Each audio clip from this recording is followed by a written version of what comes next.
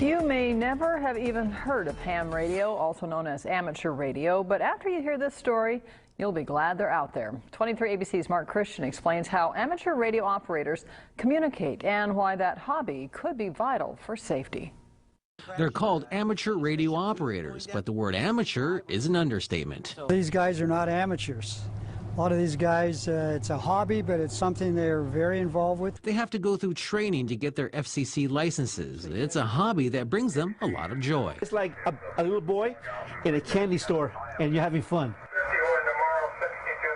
Joel Luque has fulfilled a lifelong dream when he became a ham radio operator. He says it's a hobby that's given him continued purpose to live. I think a lifesaver to me because I'm a workaholic.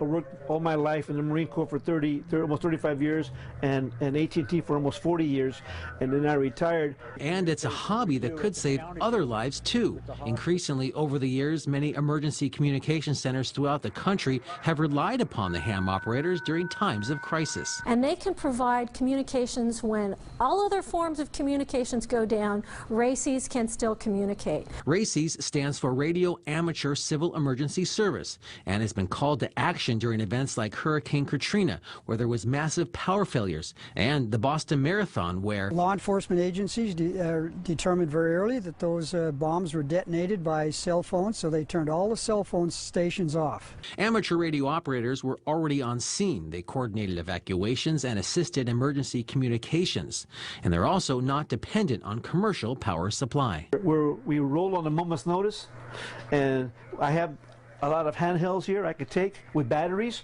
The Kern County Emergency Operations Center received a Homeland Security grant to purchase equipment and are currently constructing a permanent spot at the center for the group to operate during times of crisis. Just a power failure isn't going to take us out because we have redundant power. But if we were to have a massive earthquake and say phone lines were down, ham radio could be the last-ditch effort to communicate.